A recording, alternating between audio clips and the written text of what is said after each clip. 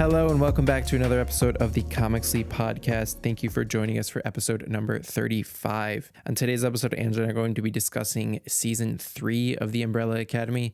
This is the most recent season of Umbrella Academy that was released on Netflix about a little bit over a year ago. We recorded this soon-ish after that season released, but I'm only getting around to posting it now. This is not the last season. I think Netflix has committed, and we talk about this at the end of the episode, has committed to making a 4th and I believe final season. So potentially one more episode of Comic Sleep talking about Umbrella Academy coming up, but this is season 3. As I said, and you heard if you listened to our talk about season 2, I think we struggled a little bit more with that one in finding the interesting things in there, especially compared to what was I think pretty strong season 1, right? Had some set up some pretty interesting things about the world. Season 3 again is a little bit of a departure and a sort of doubling down on what Umbrella Academy is constantly about, and I think you'll sort of hear us maybe great against like what the show finds interesting about its world versus what we find interesting about the world. But we try to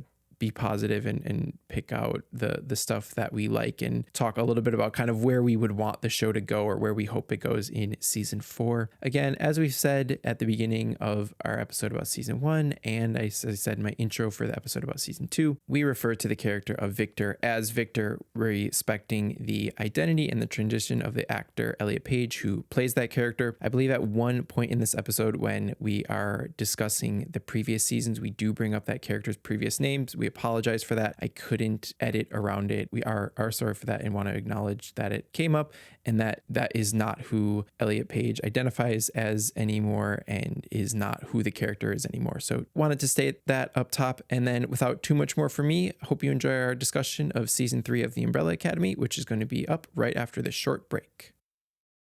Where did you want to start with?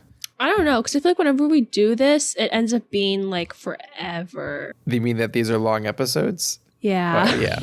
Yeah. Well, I think we can kind of. I'm gonna Google. We're gonna start here. I'm gonna see. Is there gonna be? I'm just gonna, and this could change, but are we potentially getting a season 4?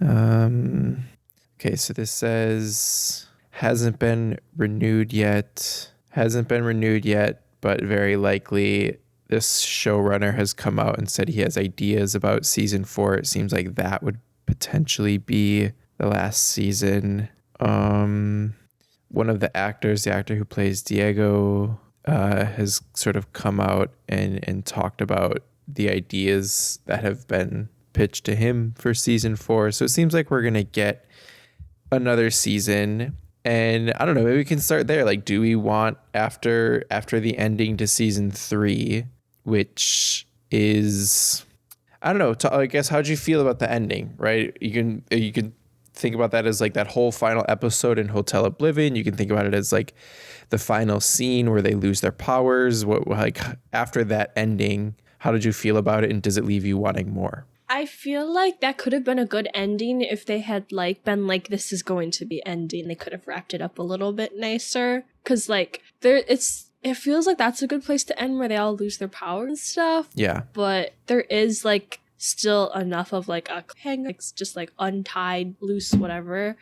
So I don't know. I feel like that would have been a good place to end it, but because they didn't outright say this is the end, it was just like it is a little bit open still. Mm-hmm. Well, I feel like they would have left themselves a little bit more room if they hadn't cut or done the like shot where it pans up to Hargreaves and his wife seemingly like not ruling the world, but right, they have their name is on a bunch of buildings at the top of this huge skyscraper, right? They seem to have like amassed even more power somehow in whatever this new version of the world is. And so it like, yeah, it definitely positions him, if there is a season 4, positions Hargreaves as the outright villain potentially, and the kids have to deal with that. But they could have just sort of ended. I think that would have been an interesting point to end it, right? With them not having their powers. Yeah, because it's like now it's like, well, what are they gonna do if there's like, is there gonna be another apocalypse but they don't have their powers? Like, what? I don't. I feel like the season 4 would be a lot season. Like, I'd be fine with, but it's just like, would it still be good? Do you want to watch these characters if they don't have? Not really. Yeah, that's the thing. The only character I'd want to watch would be Claus. Klaus would be interesting. Diego and Ben. I think Diego and Lila's whole thing grew on me a little bit towards the end of the season. Their dynamic, potentially Ben. That's the other thing I guess we see at the end of season 3 is, I don't know if that's supposed to be the same Ben or a different Ben. A version of Ben is sitting on a train reading a book and he sort of has a knowing, mischievous little smile that, yeah, who could say what it means? But I think that's kind of, and I don't know if this is, I don't think this is fair to, I would say this isn't fair to say about all 3 seasons, but specifically for the 3rd season, like you saw a lot in the 3rd season, how like and again, we're gonna look at some of the comic books in an upcoming episode, but like, I don't know if the writers like ran out of ideas. I don't know if this is how it is in the comic book, but like they sometimes really struggle to give characters interesting things to do, or just even like interesting arcs in the show. Like if they don't have their powers, like I really don't. Yeah, I don't think I want to watch them. I don't want to watch most of them, right? I think Klaus is probably like the one standout who's like, yeah, it'd be interesting to sort of see how that guy goes through the world. But like the rest of them, yeah, I don't really care what they are like outside of that, just because we haven't, even when they had powers, sometimes it was really quite boring, right? Like no one wants to watch the Luther show, right? We really don't want to watch the Luther and Sloan show. That's even like more boring. Yeah, I mean, I'm sure they'll figure out something, right? If there is a season 4, I imagine somehow they would get their powers back, but like it would maybe be a test of like how far can they actually, or like it would be a test of how interesting these characters actually are, right? Like at their core, without the sort of superhero trappings of it. Yeah.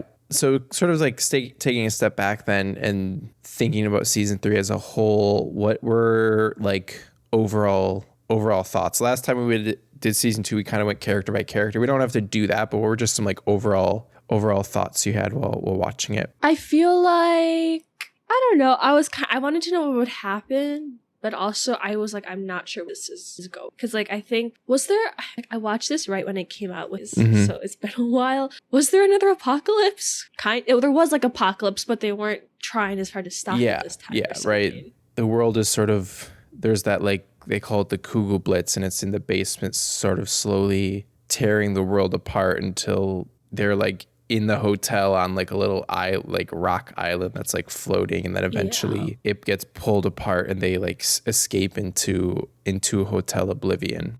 Yeah, there is another threat. There is another big world-ending threat that they just treat it differently. Yeah. I mean, I liked it more than season 2, but I don't think I liked it in season. Yeah, I think that's right. I think season 1 is the most interesting. I think part of it is just like the novelty. It's like, oh, who are all of these people? How they're, theoretically a family. How do they relate to each other? There's sort of the like Victor, Allison, and I'm forgetting that creepy guy's name, that sort of whole dynamic. There's the creepy guy. Who's the guy that Victor is sort of manipulating Victor in season? Pardon? Harlan? No, in season 1, he like. Oh, yeah. Leonard. Yeah. There's sort of that thing going on. There's Klaus sort of dealing with his alcoholism, right? We get that great episode where he goes back to Vietnam and meets Dave and goes through all of that. You have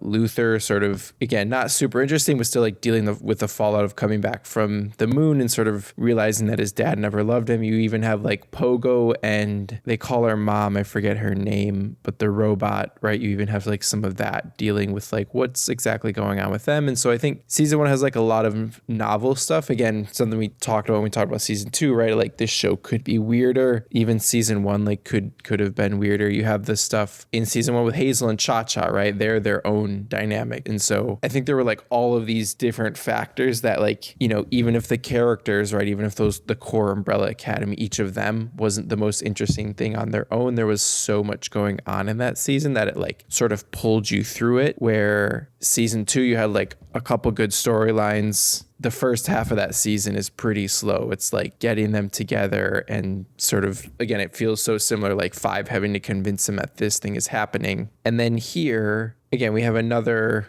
world-ending threat. They're not dealing with it the same way, right? 5 is like very actively trying to like stay out of it, right? Because he thinks that he's not supposed to save the world this time. But it is the same overall idea, right? There is a big world-ending thing. They have to come together to save it, but that sort of coming together happens very quickly in like episodes 8, 9, and 10. Really like the very end of 8, 9, and 10. If you look at like the whole plot arc, again, it like is pretty similar. Does that like, I don't know, does that give you any hesitation at all for season 4? Like they're probably going to run that back again somehow because they've run that back 3 times, like, you know? Yeah, that's why it's like, I feel like it would have been good if they just had ended it, but then like been more definitive. Yeah. And like, I think, just thinking about this now, I don't know if they particularly have like a super interesting thing to like their versions of the way that the worlds end. Do you find them like interesting or compelling at all? Like if they, No. no. Okay. I guess I'm thinking about like something, I'm on a website and it has a logo for the new Game of Thrones show. And I'm thinking about like, oh, like the world was going to end. I know you haven't seen Game of Thrones, right? But the world was going to end because these zombies that like every couple thousand years, these like zombies sort of come back from the dead and they sort of sweep over the whole earth and like kill everything. And then it sort of like starts again, right? And so the ending of Game of Thrones is like that's happening again. They have to deal with it, right? It's like, it's a version of an apocalypse, right? And so how do, in that show, how do like nations deal with each other and how do like historical rivals sort of find places to be allies, right? Or how do people who've historically hated each other, who've told that they have to hate each other, how do they cooperate to deal with an existential threat that's bigger than anything they could imagine, right? And how do like right? So there's like these world stakes, there's also these personal stakes, right? Or I'm thinking if you think of something, you know, similar type of fantasy thing, you think about Lord of the Rings, right? Like this evil, you know, that isn't super well defined, right? But it's gonna like wash over the whole of Middle Earth, right? And wipe everything out. And it's like the people who are in a position to do something, like who are they and sort of how do they deal with being in that situation, right? And so it's like interesting because in Lord of the Rings you have like these hobbits, right? The people that you would never expect be able to do this are the ones who are called upon to do it, right? And like, I don't know, the Umbrella Academy, like again, each of them are like interesting characters, or each of them have their own like interesting things going on, but like they're not presenting their version of the world like blowing up, right? What was going to happen in season 1? How was the world going to end? How did they think it was going to end, or how did it end? They didn't know how it was going to end, right? But they sort of caused it by excluding Victor, right? They ended up sort of being the cause of it, right? But like they caused it. The world or the moon crashing into the earth isn't like particularly compelling, right? Or in season 2, right? It's like potentially there's a nuclear apocalypse, right? And like not super compelling. Here, it's just like a big ball of energy that like slowly destroys everything. But I don't know, you never really get a sense that like, I don't know, do you ever feel like there's like this, what is your sense of like where the stakes are? Like, do you ever feel like characters are actually in jeopardy? Do you feel like they're actually behaving like they would if they like maybe in season 3 they get to the point like, oh, we've done this before, so they don't believe that it's actually going to happen? But like, do you think they like behave in a way that like where you feel like, oh, this really has some stakes to it? No, and I think that's kind of because like, except for like Alice, and they don't have, if the world ends, like they don't have any like family or like friends outside of like, they're particularly like, I guess like would have like a sense of like super care, you know, because I think they're all sort of just in their own bubble, except for Allison because she had a kid and stuff. Yeah. Did the Victor Sloane thing do anything? Like, do you think that's them trying to make us care, or like do you Luther and Sloane? Yeah, I didn't really care for that. I don't know. I skipped most of that episode. I was just I don't know. I know people like filler episodes. I wasn't a fan of. There's like a good scene with them like doing karaoke, and then there's like a good dancing scene at the wedding itself, but not. I don't know if that's that attempt, right? For them to, that's their attempt to like give it some stakes, right? So Luther and Sloan are a couple. Diego now has Lila, and Lila tells Diego that she's pregnant, right? So I think that's supposed to give like that some stakes, but I think all of that is so like undercut, right? I guess part of it is undercut because like you understand that Klaus can't die, right? So even when Klaus gets killed at the end of season 3, it's like, oh, that doesn't mean anything, right? Because we spent literally a whole episode seeing him come back from the dead time and time again. So like that doesn't have any stakes. And then with the Diego and Lila thing, I think something that undercut that for me is when like at the beginning of the season, she brings this kid in, she tells Diego, this is your son. And so he acts, that's like his son for 5 episodes. Then she's like, no, that's just like some kid I kidnapped and like told you that was your son. Like, I don't, if they're trying to make that was weird. Yeah. It feels like if they are trying to make stakes, they're constantly undercutting themselves kind of and communicating to you that like, oh, none of this is that important. I don't know. Do you feel like that's fair or not really? Yeah. Cause it was just like, I was like disappointed to find out that kid wasn't Diego's son, because I thought that they had like, I liked their like, I don't know, I liked watching their scenes with like the kid. Do you know that's the kid from Euphoria? Okay, I didn't look it up. I thought that is that Ashtray or Ash? Yeah. Yeah. Okay, I thought it might have been, but I wasn't sure. He's a good actor. Like, I think you're totally right. I think they have good chemistry together. I wish he had some. And like they even had like a nice little like father-son moment when he thought he killed Klaus and Diego was like being all nice about it. And I was like, so that it just like made it mean like a whole lot less, because it's like, oh, I guess we're probably just never gonna see that guy again. Yeah, because he just gets zapped by like the big ball of energy. Like, it's not like they don't like lose him. He just like disappears in a scene and they're like, oh, that sucks. And then it kind of just doesn't matter anymore. Yeah. That's even another, I totally forgot about it, right? So that's the moment, I guess, when we learn Klaus can come back from the dead, right? Like something that I guess has, not that they've like been hiding, but we didn't know that for 2.5 seasons, right? And so even that. It's like, it makes me think like, did they just decide that he could do that? Yeah, I don't like, they don't point to that in other seasons, right? Like that wasn't something that like it's in there if you're looking for it. I don't know. Did you look at anything that like? I didn't either. I don't. Okay, because I don't think there are other scenes where Klaus. We don't see him like physically die, right? That is the first time that happened. I think that is. Yeah, right. So that happens. So you let when it happens later, right? It doesn't mean anything, right? There's like multiple scenes where the stakes of Klaus dying are just like reduced, right? They're minimized. It doesn't matter anymore. So I think that's something that like, if you want us to believe the like world is actually going to end, they can't sort of remove the stakes slowly, or sort of the stakes just have to like be a little bit higher, or we have to like care a little bit more about the people who are that are actually going through this, right? Like, I don't think it works to give us Luther getting married in one episode and then an episode later he dies, right? Like that, it wasn't enough time, right? Even the thing with like Lila and Diego, it's like they had a kid, it was just like he disappeared, then it didn't matter. I don't know. Yeah, it's just like kind of lowering the stakes the whole time, so that like when you get to that point where like the world's gonna end now, it's like, well, okay, maybe we've been told that was gonna happen before, but maybe not. So yeah, the world's gonna end.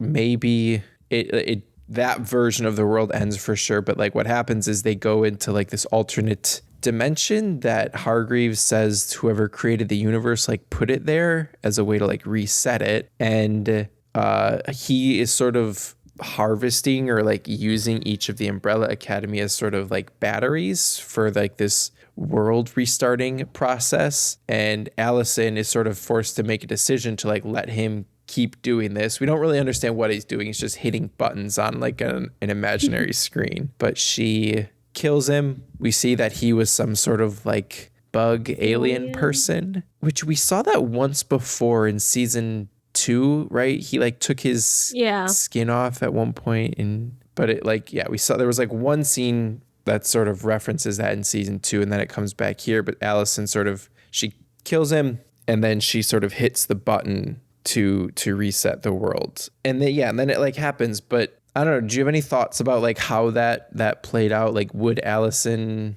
do that at that point? Like what, or maybe we can just talk a little bit about Allison this season. Like what were your sort of thoughts about her, and then like that choice she makes at the end?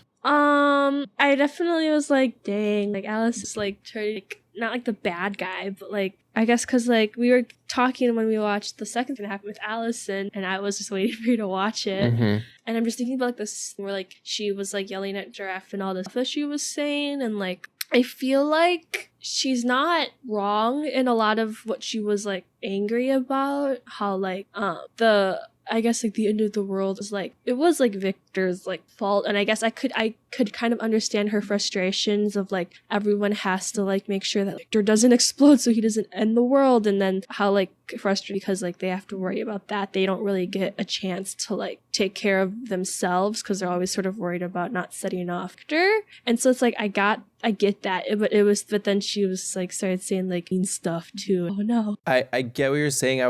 My thing with that was like, I don't know if that's fair, because the reason that it happened in season 1, right, is like I mean, it probably comes down to being mostly Luther's fault in season 1, right? Like regardless, right? None of them remembered, right? Victor himself didn't remember, right? The way that he was sort of ostracized and sort of separated from the rest of the family, right? But if they had, again, this is sort of like a big if, right? Like, you know, but I think the idea at the end of season 1, and I think why that end of the world is, at least for me, that's the most compelling one, is right, because that's the one that like they made that end of the world themselves, right? Like they looked at their brother and they were like, we don't trust you in this moment, and that cost all of them everything, right? And so, you know, it's fair to be like, hey, then we spent, you know, Five says it over and over again, right? He's like, we've spent the last 20 days or 28 days or whatever, right? But then they spent 10 days being like, okay, is Victor going to go off again in season 2?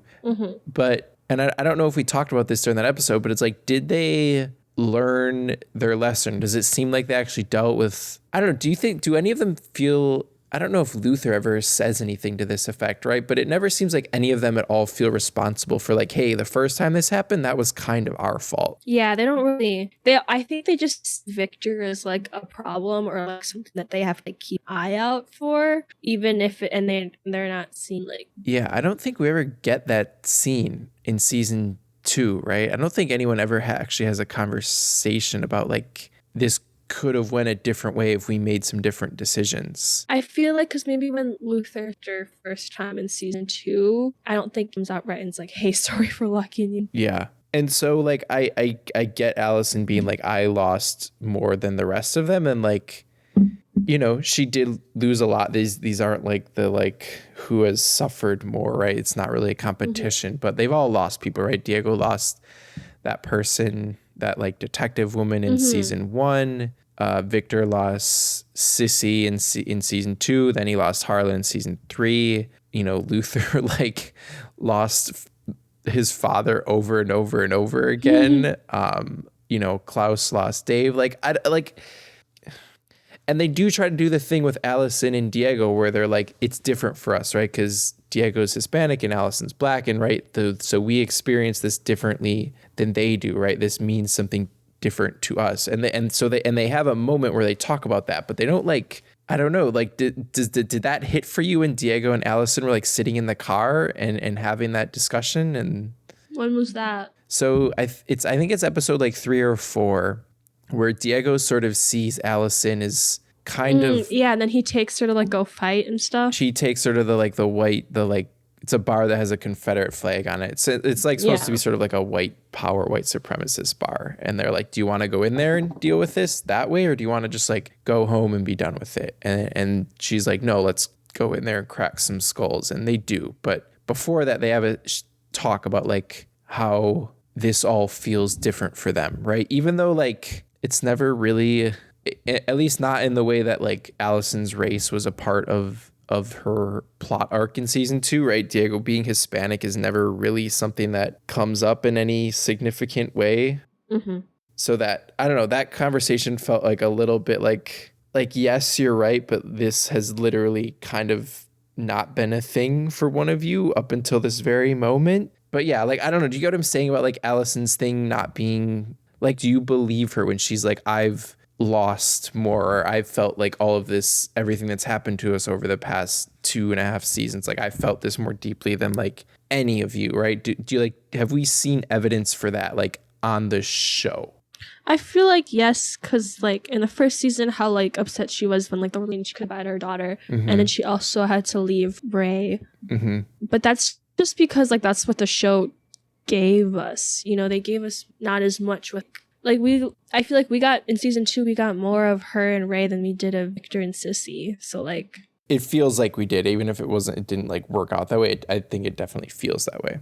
So it's just like based off what we see, yeah, but it's like that doesn't people still didn't have those moments, or it didn't mean as much to them. Yeah. Yeah. And I think even if they wanted something that would have been interesting, like if they wanted to do a little bit more of a villain turn with her, which they like gesture at, but they don't go all the way with it, right? Where she is compelling. She's right. She is like hurting Sloane in that one moment when they're still like wary of the people from the Sparrow Academy, right? And then there's the moment when she's sort of making Luther, right? She makes Luther kiss her. And then we also see her looking at herself in the mirror and trying to like hypnotize herself, right? She says, I heard a rumor, like to herself. Like, can she manipulate her own feelings or her own like will or her like emotions in that way, right? And so like they bring up some like pretty interesting ideas. They don't, and she ends up kind of just being like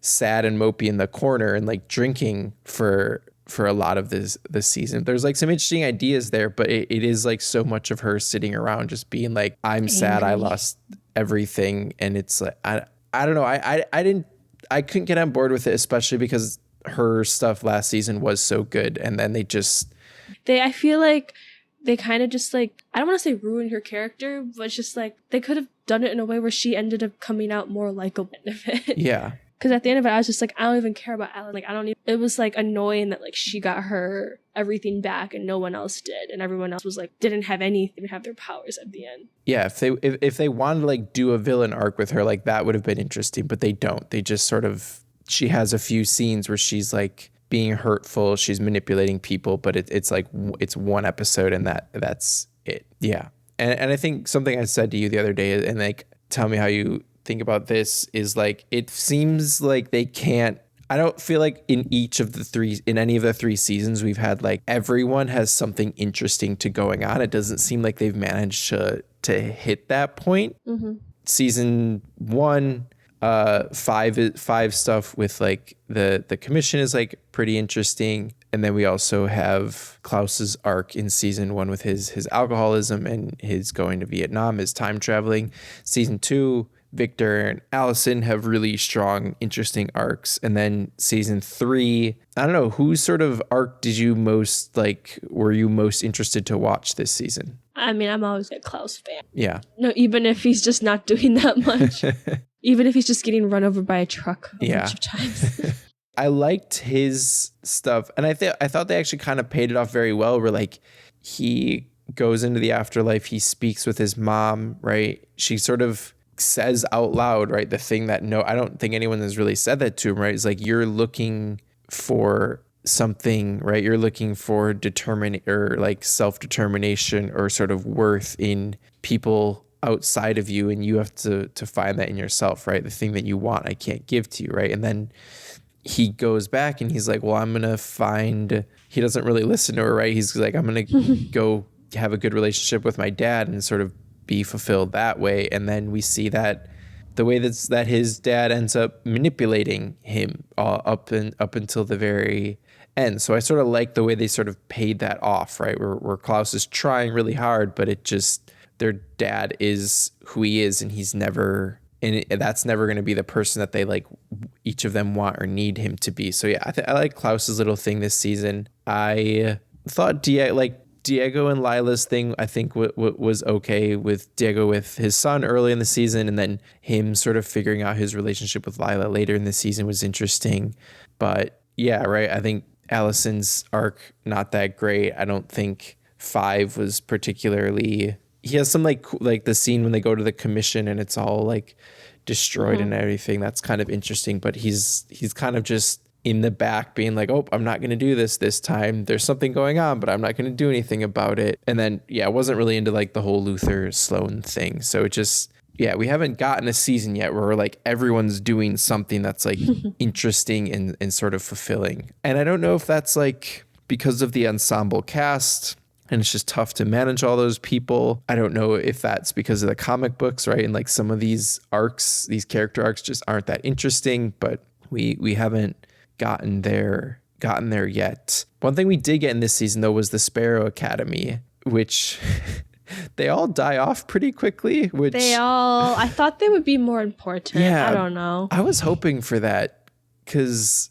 the first episode of season 1, or at least the opening scene when they show up in the Sparrow Academy and they have that fight, like I think that's the best the show has like ever looked, with like there's like 14 different people going after each other and like everyone is, 5 is sort of blinking around and Allison is trying to rumor people and Luther's getting knocked around and and there's like all this stuff going on. Like it looks amazing, but yeah, the Sparrow Academy is pretty quickly irrelevant, which they keep dying. Yeah, is a bummer. I think that could have been more interesting, just because I liked how like when they went outside, you saw, did you notice all the like signs that like crime isn't, or what was it, like it seemed like that city at least had been turned to some sort of like weird police state, right? It like something about how like people aren't the problem, crime is the problem. And like there were like other billboards about how they're watching you all the time, right? Because she uses her, Faye has these like birds that she controls that are like basically cameras, right? And so it's, I don't know, they have taken their powers and done something very different and more sinister than the Umbrella Academy did. But again, that's like not explored at all. It's just, yeah, they all die too quickly for it to matter. But yeah, you were kind of disappointed by that too once that started happening though. Yeah, because then I was like, what was the point of bringing them back if you're just going to kill them off, like half of them off within the first couple episodes? Yeah. I feel like that one, we didn't even get the girl who spit. Like, I don't even know what her power thing was. Is it like what that one thing when Thor was with that lady who is like makes them all feel sad and stuff because they see sad things? Like, I don't, you know what I'm talking about? Oh, because Diego has like the vision, right? And then that's when Luther had the vision of them. So I don't know. That's what I thought it was. Oh, I think you might be right. And yeah, I think that's probably good. And then there's like, even the guy with like he has like his face looks kind of like it's melting a little bit. It seems like like if you hit him in that part of his face, it like, yeah, or like it like goes back into you. So it's like it's like you hit yourself. And no one explained Christopher. Who is like a box that hums and chirps and can shoot lightning, right? He could like shoot lightning out or whatever at certain points, I think. But yeah, Christopher is just part of it.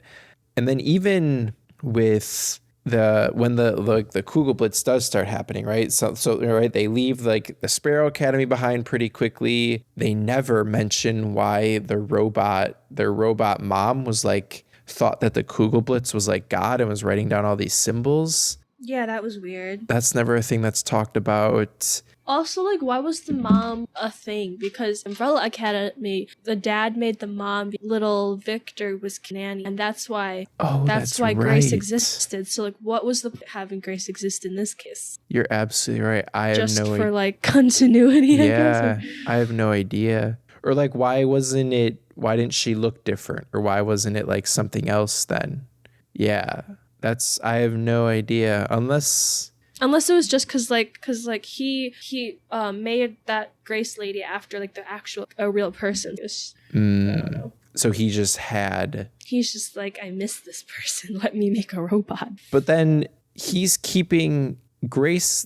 When we see Grace in season 2, is that his wife or no? I don't know. It's like someone who's like involved. Okay. Romantically. Because then Who's the one that died that he's trying to save? Pardon? Who's the old lady that died or whatever? His actual wife? Well, so we saw her in season 1, right? There was a scene With the her. violin, yeah. Yeah, in season 1. And then we see that he's keeping a woman in a base on the moon. And then we see him with an old woman at the very end of season 3. And I would assume that that's his wife, but she doesn't look like Grace. So I don't know who Grace was to him, because yeah, Grace looks like a person that he was working with in season 2. Yeah. There's also there was a Pogo, but Pogo... It's like I don't know what He's like a tattoo artist for a biker, for a racist biker gang. Yeah. Did he leave? Why did Pogo leave? They said it. Didn't he say it? Cause why he left the Sparrow? Cause yeah, I don't know. Him and Reginald got into a fight. Yeah, it was.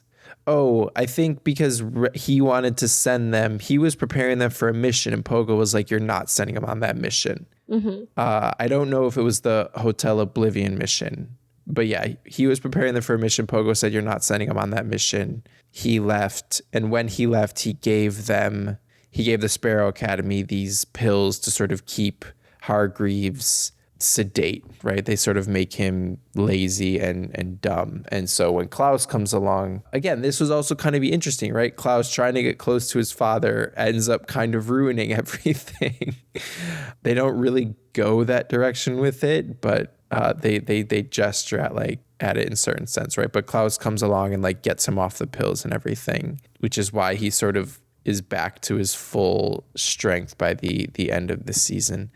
I don't know. How do you feel about how this show does, like, they'll show you a thing for like a second and then kind of like the thing where Hargreaves is a bug, right? We saw that for like 2 seconds or some type of alien, right? He's clearly not human. We saw that for like 2 seconds in season 2 at one point, and then it shows up at like the very end right here. Like, to me, I find that a little bit frustrating. It's like, is this something I should care about? Is this a plot point? Is this just like Easter eggs, right? Because how do you feel? Because like it does that with their mom, right? We get that the scene, this woman being kept on the moon. There's the scene with the violin in season 1. Like, how do you feel about how the show like shows us this weird thing for like 2 seconds and then it doesn't come up again for 10 episodes? Like, does that frustrate you? Is it just like whatever? Like, you have any thoughts about how it handles that type of stuff?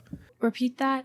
how the show, like, the fact that it showed us that Hargreaves was like a bug for like 2 seconds in season 2, and then it never mentions it again until the very end of season 3. Like, how do you feel about how the show does those little Easter eggs or those little bits of lore, however you want to call it? I feel like because they've been hinting at it for so long, it's like, can you just tell us? Because like it's so like, I forget that he is for a whole lot until it's like, oh, there he is as like a alien person. Yeah. It's like they keep coming back to stuff to closure.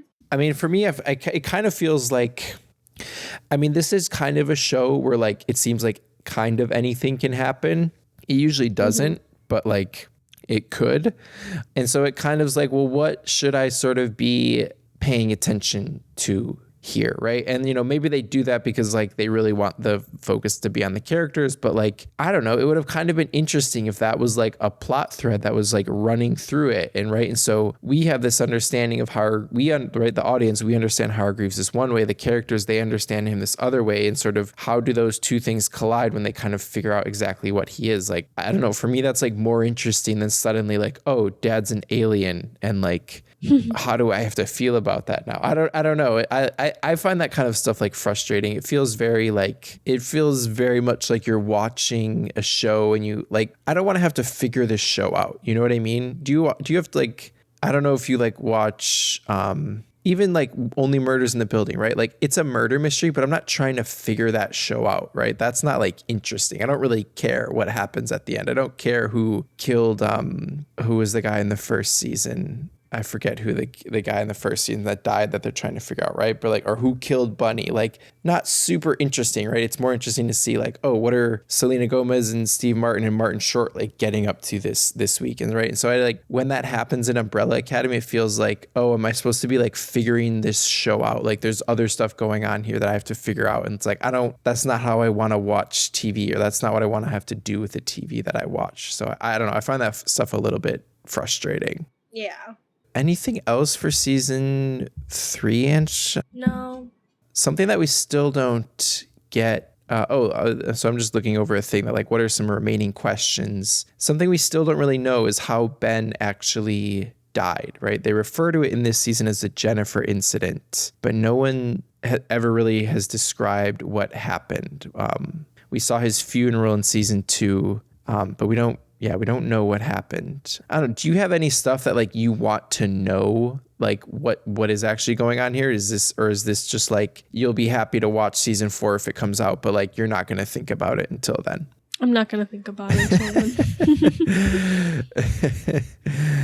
One of the questions here is Stan okay? Do we care about what happens to Stan? I guess it doesn't matter if Stan's okay now because he's not actually their kid. Yeah, that's also true. It doesn't. Yeah, again, taking the stakes away. This one's asking, where is Allison exactly?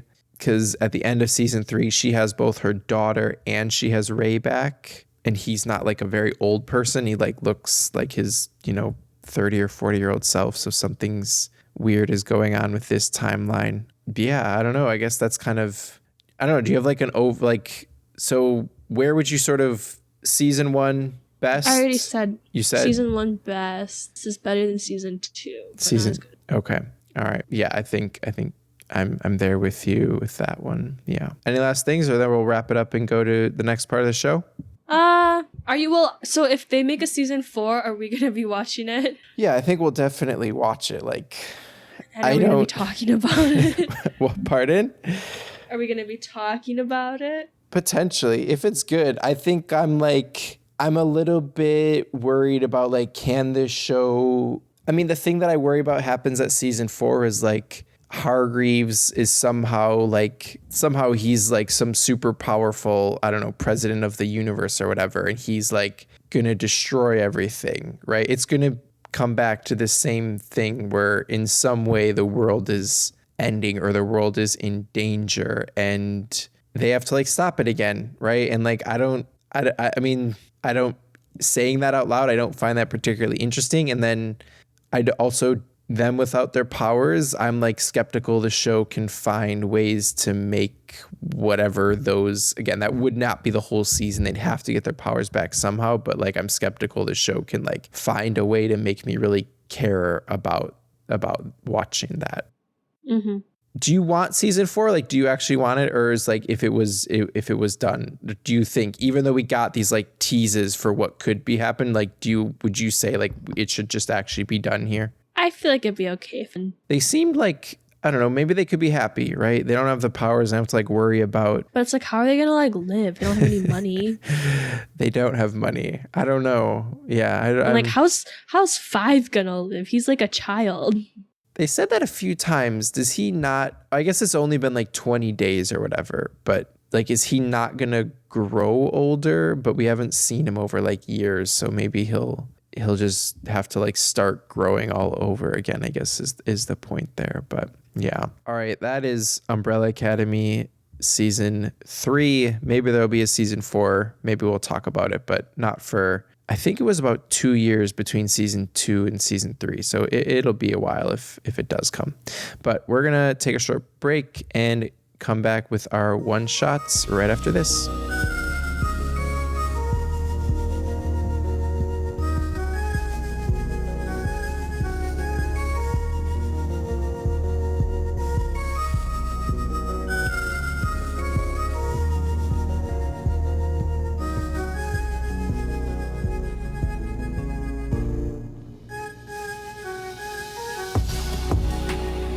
All right, and we are back with our one shots for this week. Ange, why don't you go first? What's your one shot? Well, right before I went on call with you know Comedy on State? Yeah. We're gonna go there, and I'm very excited to go. That's that. That's my one shot. Are you is it just like an open mic, or is it someone specific? No, it's it's Mateo Lane. I only know him because Nicole Byer, I guess they're friends, so she talks about him a lot on her podcast. I've never actually heard him, but my friend said that she saw him on TikTok and he's funny. So yeah. And you trust her comedy sense? I do. Okay. And also I trust Nicole Byer. Oh, I don't think Nicole Byer would be friends with somebody. So yeah, I'm very excited. Well, also they do have like $5 where you can just go see people like on Wednesdays, $5 like open mic. I'm kind of curious because it's only $5 and it's just down the street from my apartment. Yeah. So it's like maybe I'll be like a little comedy girl and like go to the comedy club and just watch. That might be my new thing. Even if it was like, you see some bad stuff, you see some good stuff, but it all probably... And it was only $5. Yeah.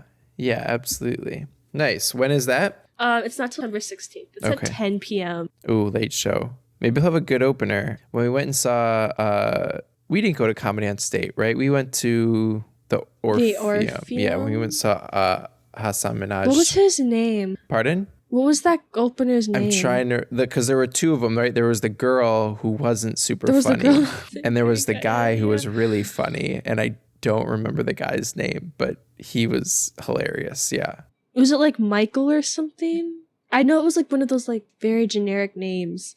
Because I saw someone like that whose name looked familiar to me who's also at the Comedy on State. I wasn't sure if it was him. Or maybe it was like Chris or something. I'm trying to see if the show mentions the openers or if there was a review. Oh wait, there is a review on Isthmus. Do they mention the openers? They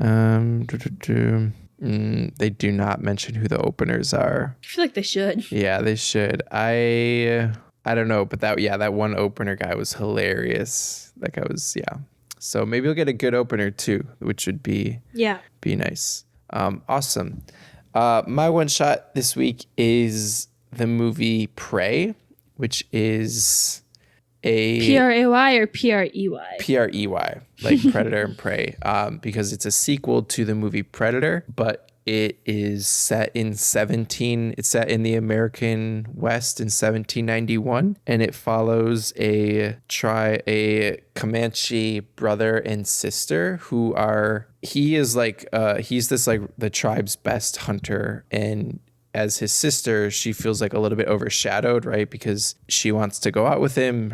Everyone's like, no, you can't do this. You're not like capable enough, but they get caught out there. She sees all of these signs that like there's something out here that's like ripping the spines out of animals, and like this isn't normal, right? And we know that it's the Predator, who's like this alien that gets dropped off on Earth to hunt as part of their like a ritual, or like they like a manhood type ritual. So they get caught out there. They get caught out far from where their tribe is camped. They have to get back home, and yeah, right. She has like a bow and arrow, and she has her like axe and like everything that she knows about the place that she lives. And together they have to fight the Predator, and it is pretty awesome. It like sounds kind of stupid, I think, but it is like, it looks amazing. Like all of the it's all filmed like outside and real locations, all of the landscapes, they're up in the mountains for a lot of it. Like it all looks so good. And yeah, you're just kind of like in it, right? It just kind of like, it's a pretty intense movie. Like I think it's about a little over 90 minutes, and it's like just kind of intense from the word go. But like you always have like a very good sense of where you are in terms of like how the action is happening, but again, also in terms of like the place that they live. It just like, it's beautiful. There's not like a ton of talking. They speak both in Comanche and English. There's like a lot of action. It's really gory, but it's like, it's great. Like it's super exciting. I think it's on Hulu, so people should like give it a watch. Even if you've never seen a Predator movie, it doesn't really matter. He's just like a big alien that kills things. That's all you need to know. But yeah, that is Prey, and that is on Hulu. And yours was again, Ange, say the name of that comedian. Mateo Lane. Mateo Lane at comedy on state. Nice. All right. Those are our one shots for that week. That brings us to the edge of the edge. The edge. The end of the show. You can follow Angela on Goodreads by searching Angela Glowacki. Oh, did you edit this? No. It doesn't have your Twitter or your oh no. Sorry, I was reading the wrong part. Thank you everyone for listening to another episode of the Comically Podcast. I'll edit that out. You can follow Angela on Goodreads by searching Angela Glowacki. You can follow her on Letterboxd by searching congli. That's congli. You can also follow her on Twitter by searching congli was taken. That's congli was taken. You can follow me on Twitter by searching at Joey Glowacki. That's JoeyGlowacki. Please rate and review our show on Apple Podcasts, Spotify, or your preferred podcast listening app. All reviews are greatly appreciated and help our show grow. You can also get in touch with us via email by sending your feedback or questions to podcast@comicsly.com, or you can listen and give a thumbs up to episodes of the show on the Comicsly YouTube channel. You can find our channel by searching Comicsly on YouTube or following the link in the show notes. There you can also find past streams from our Twitch channel along with other great videos. The music you heard in this episode is a lo-fi remix of the song Don't Ever Forget by Mecha Imperfect. You can find their music on YouTube and Bandcamp, and there will be a link in the show notes. Thank you everyone for listening, and we hope to see you again next week. Bye.